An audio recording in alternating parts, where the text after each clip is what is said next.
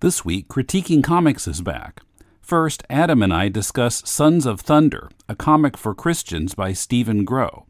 Is it really just for Christians? Then Emmett and I take on the latest from Kristin Tipping, a creepy animal story called The Lamb. First, just a reminder that you can help this podcast by making your Amazon purchases via deconstructingcomics.com/Amazon and make that your bookmark for future purchases. Deconstructing Comics earns a bit of money from your purchase that helps us keep the show going. We really appreciate your support. This is Tim. And this is Adam. And this is Emmett. And this is Critiquing Comics.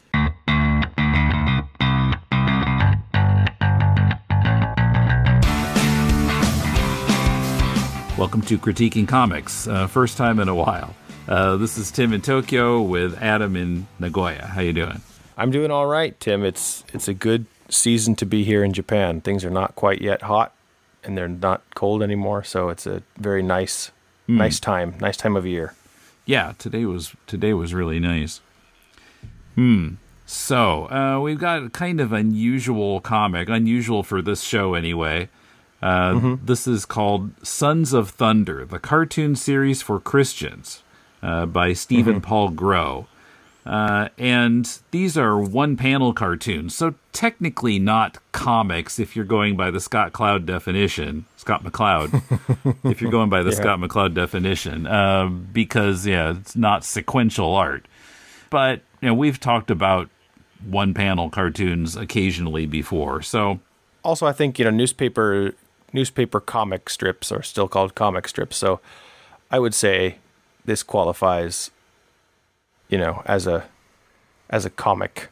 I don't know if it's sequential art or not, but I'll give it a go. I'll give it a pass, I mean. So, most of the cartoons in this are sort of Christian, just kind of incidentally. There are a few that are kind of promoting specific beliefs, and kind of on the conservative side, which is kind of different from what I grew up with. But most of them is like, anybody could get the joke, and some of them are pretty funny, actually. Yeah. And there's an opening kind of essay about the background of this. So he was working on it back in like 1994, 1993.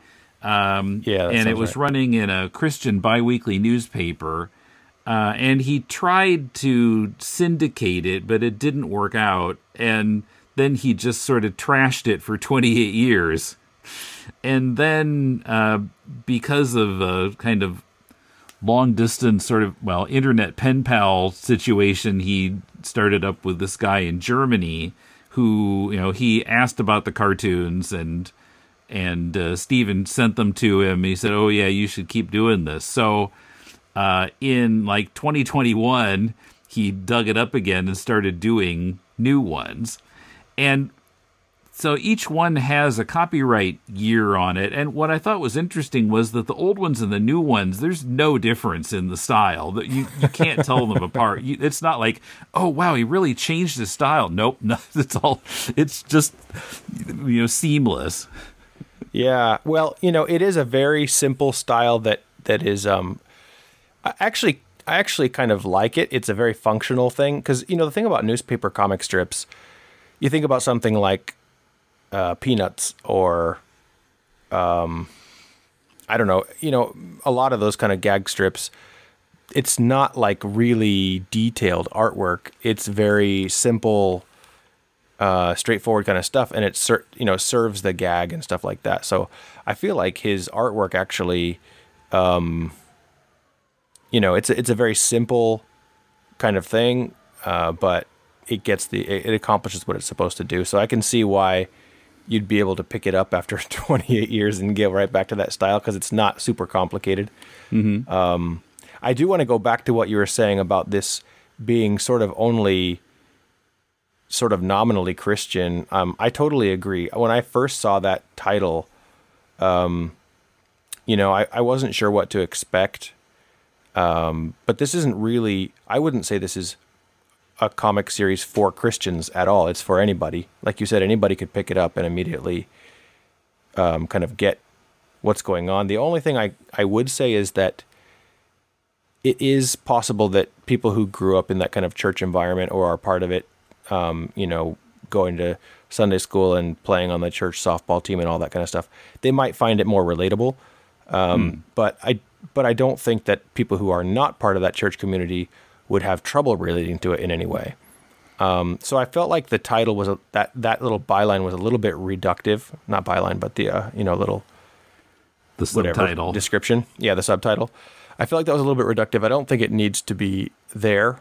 What I did think though is when I read that initial essay in the beginning, and he says that this was, serialized in a Christian newspaper, I can imagine that the editors wanted that subtitle on there, or they wanted him to kind of make it more churchy or something like that, and he kind of wanted to go a middle road maybe, because I'm saying that from my own experience. I had more than once I've had comic strips that I was doing in papers here in Japan, and they wanted it to be more about that foreign guy in Japan experience, even though I wanted to have it just kind of a straight, more of a straightforward kind of story.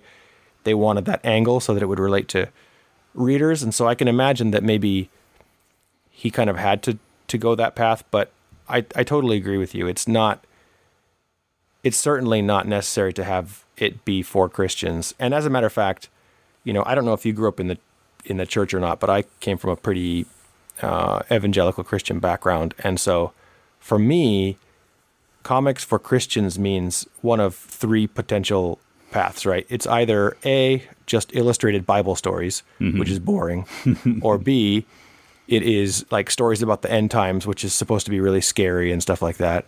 Or the worst one is it's like stories of Christians being faithful despite persecution or whatever like that. It's like one of these, like kind of, and those tend to be, they end up being like rapture kind of stories anyway. So those are like the three kind of things that I see for Bible or Christians, for Christians.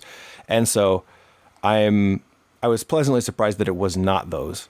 Yeah, it's not even really proselytizing. It's just kind of, within a Christian community, these kind of funny things come up, or people say funny things. Yeah. For example, I just wanted to read one or two here. There are two guys who are like playing baseball or softball. I can't tell because I can't see the ball itself. But one says, "Fred, how's your wife?" And the other says, "Well, Pastor, she says she's happy 10% of the time, but I don't believe her. I'm around her 90% of the time, and I've never seen her happy." Yeah. There's something like that. I like the one. I don't have it in front of me, so I'm just gonna kind of quote it off of memory. But there's one that said, will you love me when I'm old and gray? And she says, maybe by then. Yeah. So there are some little, very funny kind of, they're basically like kind of sitcom gags, aren't they? They're like kind of just family friendly kind of sitcom gags, a lot of it.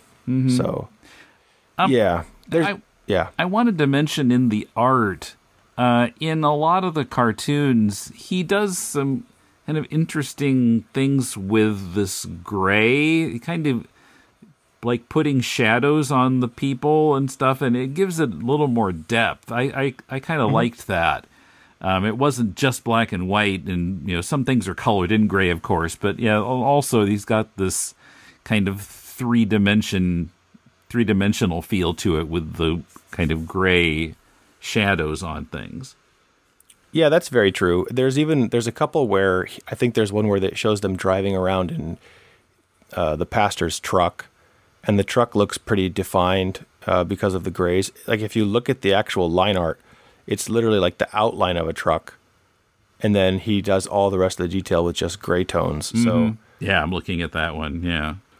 There's a few things like that where I agree that the gray does a lot of lifting for the heavy lifting for the artwork. So my criticism of the artwork would be that every character generally looks the same, and they're drawn in a way that's sort of genderless and ageless. So you can't really tell if one's a father or the son. You can't really tell if it's the wife or the husband in some scenes. It does get better as it goes.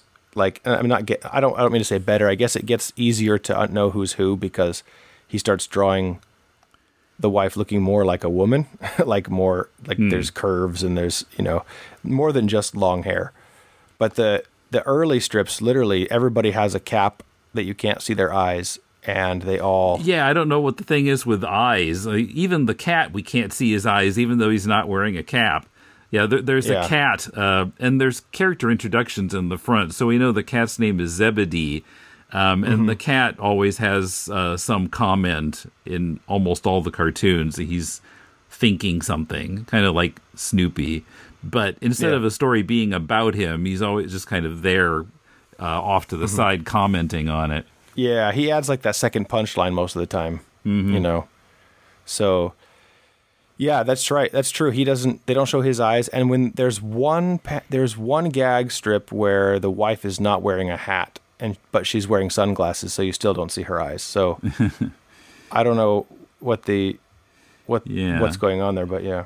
Now, there are a few that have this other character and sometimes his wife, and with them you can see their eyes. I'm not sure who that character is. I don't think this couple is in the character introduction at the beginning. No, they're not. They're not, and I think they're supposed to be like of the secular world or something, because there's one comic strip that introduces them, and it says, who says only Christians can have happy marriages, and my wife and I never fight, and I don't know what it was. Just look at me and Myrtle. We never yell. Our fights are few, and when I tell her that she doesn't love me, she doesn't argue. Yeah, so it seems like maybe they're representing non-Christians. Yeah, I get that impression. There's a little patch of strips right around that part in the book where all of them are just a totally different tone, totally different way of drawing it, and they even are somewhat political at points. Like there's the one that says turmoil, and it shows like communist hands. And I was trying to think, like in 1994, the Berlin Wall had already fallen. This is one of the 2022 cartoons, though. Okay. So I suppose it's Soviet Union, or not Soviet Union, Russia and Ukraine and the oil thing, maybe. Oh, okay. I see. I hadn't even noticed the date. Okay. I understand that impulse. I used to have a comic strip in our school newspaper when I was in college, and I understood the impulse to kind of make it topical, or you see something in the news and think of a good idea for a strip. But when you already have the groundwork laid, you have characters, and you have a kind of, backstory built up, I don't know if that's a good idea to kind of just start making one-off, topical gags and stuff. It seems kind of weird. It definitely breaks up the pace of this book, I would say in a bad way. Like the book, you're following these characters throughout the whole thing, even though they're not related from one to the next. All of a sudden, you see these totally unrelated strips that just kind of pop. Yeah, it felt out of place. Yeah, exactly. So, yeah, I would say that those ones don't really fit necessarily in the scope of the book. Yeah, it feels like a part of a different series by the same creator. Right. And the thing about that turmoil gag is, it would have been a lot better if he had put it in like a conversational style, because at the way it is right now, it's like trying to make a statement that's not necessarily funny. And if it had just been somebody making some comment like that, like, oh, geez, they're really going at it over in Russia or something, he's like, yeah, talk about your turmoil or something like that. It would have been a different way to tell the same gag. You know what I mean? So, yeah. So, like I said, as far as the artwork goes, I think that it is a very simple art style, and as it goes, you get a little bit more definition between characters. But I don't know if it's because the characters all look the same to me or not, but I felt like their personalities were a little bit two-dimensional as well. I didn't feel like at the beginning, when you read the beginning, it shows, oh, James is this way, and John is this way, and Pastor Pete is this way. But when you actually read it, it doesn't actually matter who's who. Like, I didn't keep it straight in my mind, and it didn't really matter. Yeah, I was a little surprised that he went into so much detail about each character at the beginning, because, yeah, you don't need to know most of that stuff to read the cartoons. Exactly. And especially, like, the Bavarian cop, Daniel, I think, like, he's in a few of them, but there's nothing about him that's German that comes out in the story. So it does, like, he in the beginning intro, he had mentioned that it added depth to the story because it made it international, but I would have kind of liked to see maybe more of that Germanness coming out in him or something, or there's a lot of potential there, right? Like the German trying to make sense of American behavior or something. Yeah, I really only noticed one cartoon that Daniel was in. Maybe there were a few more, but yeah, I guess here's another one. But yeah, I think he could have done a lot more with that also, with the fact that he's from Germany. Right, and the fact that he's a cop, that doesn't really play into things either, so it's sort of a missed opportunity, although, there's room for it to keep going. If he finds an audience with this book, he could play on those things more, because that kind of thing I think would be more interesting than just the church softball team. Although, to be honest, like, it's not really, there's not a story going on here. It's just this setting, like we said, of this family. I almost feel more like, I don't know how I want to say this. I guess, there are, when you see the word Christian, I think for guys like you and I, maybe it causes you to pause because you're not sure who this is written for, and you're not sure what they mean by Christian. And there can be really bad connotations with that. But I feel like this is more like that small town kind of community church, like go and play softball together on the weekends, and they probably have potlucks and picnics and stuff like that, rummage sales. Like that kind of small town church, community church, I think is a really great, part of American small town life, as opposed to like the mega churches, that are much more of a commercialized brand of Christianity and stuff. And so in that regard, I feel like this is more like a small town comic, it's about small town America. Yeah, I mean, even so, I grew up in Lutheran church, and it was a little more liberal than his church, but a lot of the kind of community feel of it I could identify with from my own experience. Yeah. Yeah, I kind of felt at home in that way. And you grew up in, small towns in Iowa, right? So, like that, there's a very particular vibe there to that kind of thing. When I read this comic, I don't feel like it's written by somebody in a big city. No, it's not. Definitely not. It doesn't have that. Yeah, it doesn't have that big mega church vibe either. So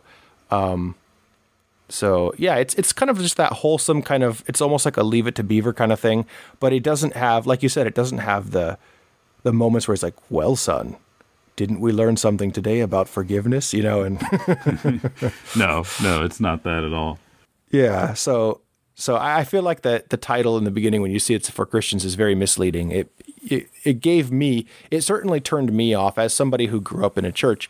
It turned me off because I thought it would be something that it wasn't. So, Not sure. He didn't send me an email with this. He just uploaded it to Dropbox, and so I'm not even sure. Did you see a URL in here? Maybe I'll have to search around on the web and see if he's got anything online. Because there's no URL on this. There is an ISBN and a publisher in the beginning in the indicia, so maybe just send them to the publisher's page. I think it was called Claybridge Press or something like that. Yeah. If nothing else, I can link to that. I don't have much to say about this book, other than the fact that I was pleasantly surprised when you first sent it to me. I thought, I don't know if this is going to be for me, but it was a quick read, and and like you said, it's funny. It made me kind of chuckle at a few times and stuff like that. So, I do feel like he has a much wider appeal than just keeping it a Christian thing, for sure. I'll link to the page about this book on the Clay Bridges Press website. Coming up, Kristin Tipping's unsettling barnyard tale, The Lamb. But first, a reminder to join us for 20th Century TV and Music Trivia Quiz videos and more on our Patreon page. Every month, patrons donating $4 a month or more also get a full-length podcast episode reviewing an issue of The Amazing Spider-Man from the 1960s. Check out all our rewards at patreon.com/deconcomics. If you'd rather give a one-time donation, you can do so via PayPal by sending it to mail@deconstructingcomics.com. We appreciate your support. Hi, I'm Sophie, and I haven't seen a lot of movies. Hi, I'm Paul, and I'm here to help with that. And we are SP Film Viewers. Each week, we take a deep dive into films that Sophie is seeing for the first time. Some of which are deemed classics, some of which are my favourites, and some are just to try and get a reaction from her. We don't take ourselves too seriously, but we have a lot of fun talking about what we've watched. And we hope you have fun listening to our light-hearted thoughts and ramblings on this cinematic journey. So tune in every Thursday on Apple Podcast, Spotify, and wherever you get your podcasts from.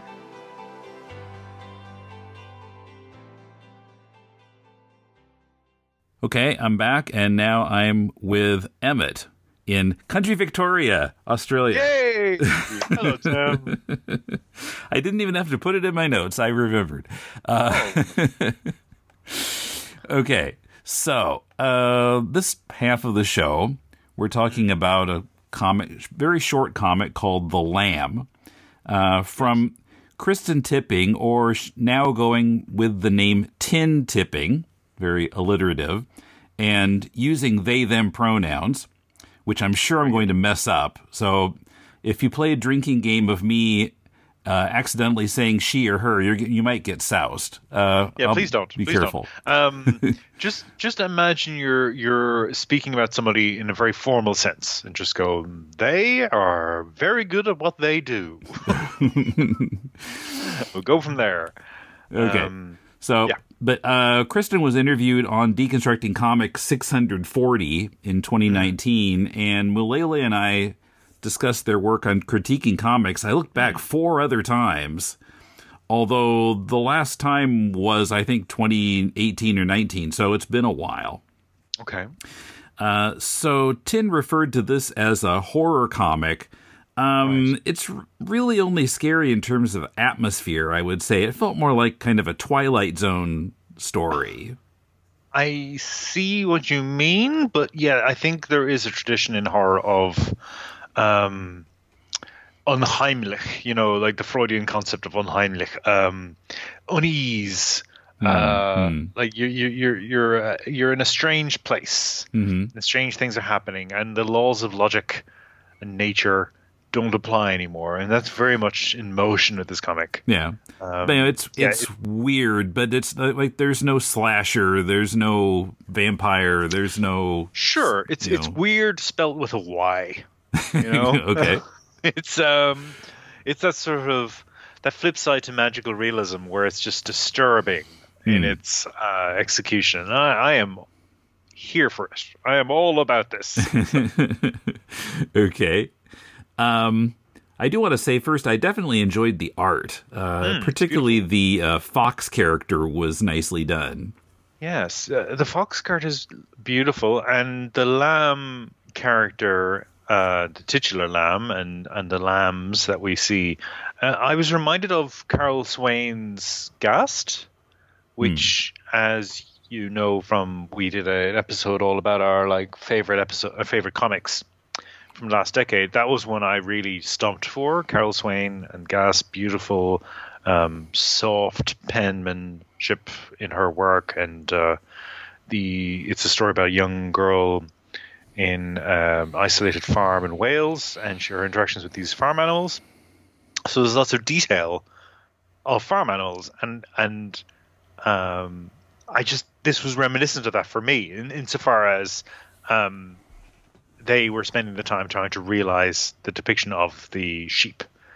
It's a very compelling first panel as well, where we have the lamb being born. Like it's just this idea of birthing trauma, but also they're just the everyday reality of life in a farm.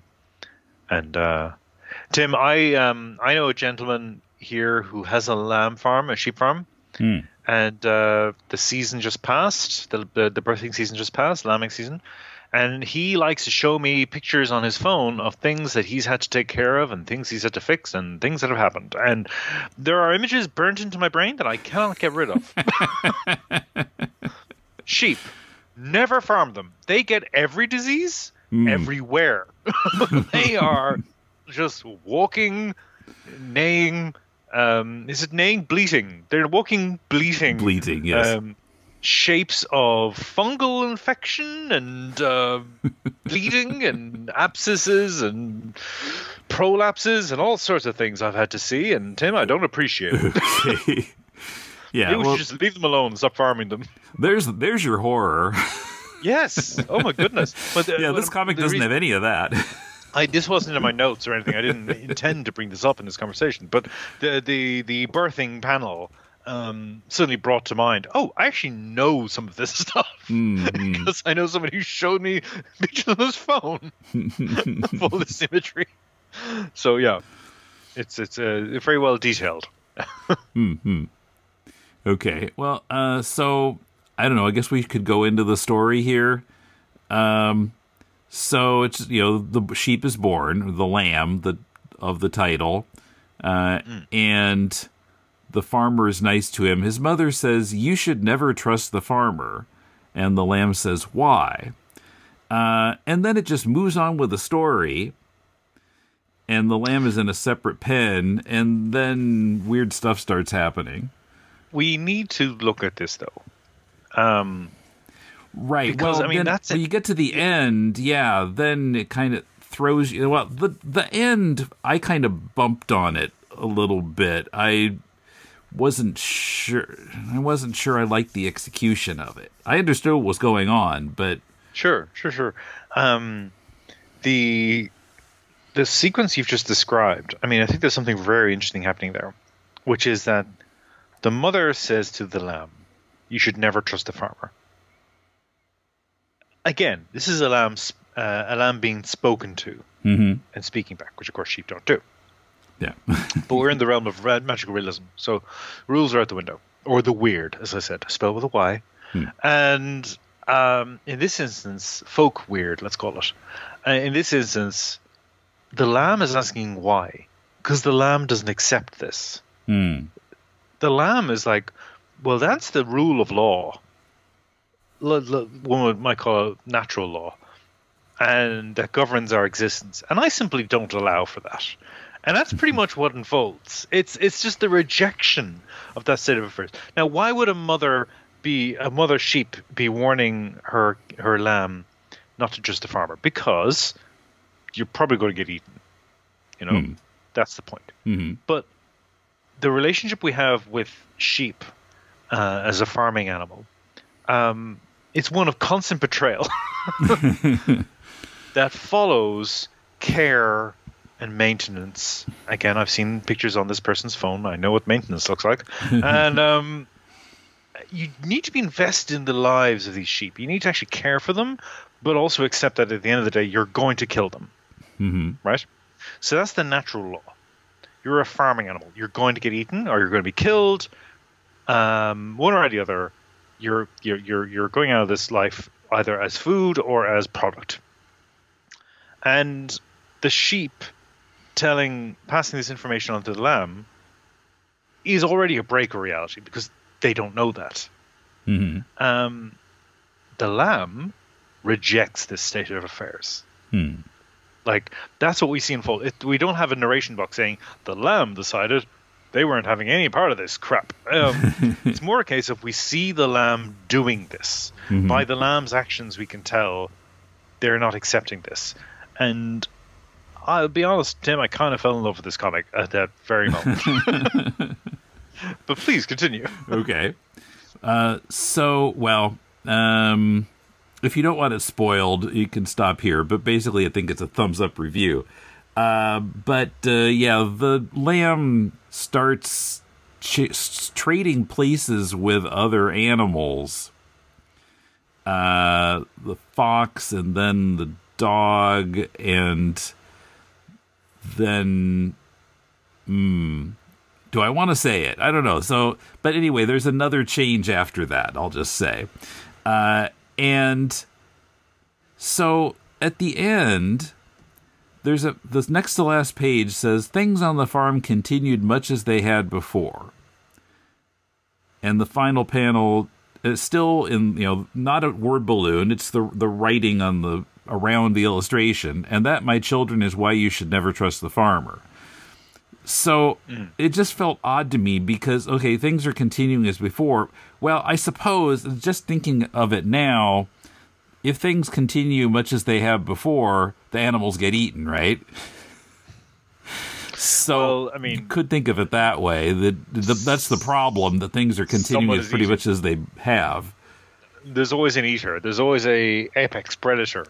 Yeah, and one of the pictures on this page is even of some sliced meat. Yes. So there's eating happening. Although, what kind of meat? Because as we talked about over email briefly, the whole thing ends on a turducken joke, which...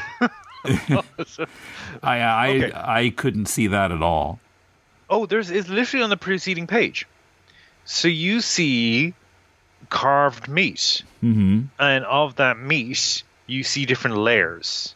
And in the page prior to that, we had another layering image. That was a weird picture. I had to look at that for a while to figure out what it meant. But yeah, the dog with the different creatures inside, and that is a sort of it's like a Russian doll, courtesy of John Carpenter's The Thing. There's your drinking competition every time Emmett brings up a movie. But yeah, it's that idea of the creature within the creature within the creature, and then we also have a panel of at the end. We have an illustration of a creature within a creature. So, there's this idea of consuming, but the flip side of that is an animal, in this case, the lamb, who wears the outer layers of its predators, almost, but can also shed them in a way. There seems to be a shedding happening. I am interested in this figure of the lamb as a shapeshifter, or shape stealer. But I thought that the turducken nod, because the process of transformation is never spelled out, and that's a wonderful detail as well, that we don't actually know what's happening; it simply happens. The turducken. I don't know. I'm dubious of being a turducken. Although I have to admit, I've never seen one with my own eyes. I've only heard of it. But it just looks like a piece of sliced ham or something to me. It might well be the case. I just thought the previous it would be appropriate to this comic if it were turducken. I'm not really seeing it. And the eating of the meat at the end, is it the other white meat that's been eaten here? But yeah, I really enjoyed it. The ending, the story itself reminds me of there's a Leonora Carrington story, The Debutante. It was collected in her book, The Skeleton's Holiday. Leonora Carrington is an incredible writer, a really fascinating, weird author, early 20th century, I believe English woman. And The Debutante is about a young girl who really doesn't want to go to her coming out party. She really doesn't want to go. So she meets a hyena in the zoo, and she convinces the hyena to go in her place to the debutante ball. So she dresses up the hyena as her and sends the hyena to the ball. And it's not quite the same. But there is a reversal of status that happens. And I felt as if that was reminiscent of this to me. And this idea of the hyena becoming a figure that could be accepted into a bowl. And there's an incredible there's an incredible sequence at the big. I'm just going to look up the line itself. There's a line here, which is ring for your maid, and when she comes in, we'll pounce upon her and tear off her face, and I'll wear her face tonight instead of mine. So the hyena is able to like shapeshift in effect through this act of murder, and that's what brought to mind this story for me. Mm-hmm. That secret, that idea of these animals posing as people, I was reminded of the lamb, and I don't know if that's a reference point for this creator, but the idea of being able to steal shape from another species and then infiltrate that species, it's a recurring aspect of horror, particularly body horror, and that's very much what this work is an example of, and I thoroughly enjoyed it. I thought the art was incredible, and I thought it's just a lovely, in the recent tradition of Emily Carroll type horror comics, where it's just you feel uneasy as you read it. Yeah, which is the intended effect. Yeah. That's the point. The whole point. But I bumped a little on the execution of the ending, but yeah, it's good overall. I would recommend it.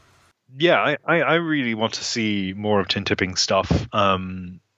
If they're listening, I would love to work with you on something someday. Like, this is just very, very good. I'd love you to do a cover for me or something. But yeah, the detail is beautiful. The animals are fantastic. And it's just got that, as I said, that nice, healthy. That's my cat running up a door. Your cat's very athletic. Yeah. She's like, I want to leave, which is fair enough. She has left. Okay. I really want to. I really enjoy the detail in this comic a lot. Mm-hmm. Oh, you mean in terms of the art? Yes, detail? In terms of the art. Yeah, definitely. Yeah, I have nothing bad to say about the art at all. Yeah, it's really nice. And fits the tone of the book well. It does. It does. There was only one. There was one point I had an issue with. There was one issue I had. The conversation between the dog and the fox. Mm-hmm. And the conversation goes as follows. You misunderstand me, Fox. It's not the safety of the farm I'm concerned for. The farmer will kill you devoid of where he finds you. That phrasing is incorrect. Yeah, not devoid, but more like regardless. Regardless would be common, yeah. Mm-hmm. But I understand the intention. It's an interesting choice, but it's not correct in this instance. It's not the correct word. Right. But yeah, that was the only thing that brought me. Honestly, that's the only thing that brought me up short. I was like going, if I was an editor on this, I would have flagged that one. Yes, definitely. Me too. But that was it, really. Everything else is flying colors to me. One incorrect word. Thumbs down. No. Yeah. No. It's a good book. And I'll be sure to link to her site so people can take a look at this and other Tin Tipping work.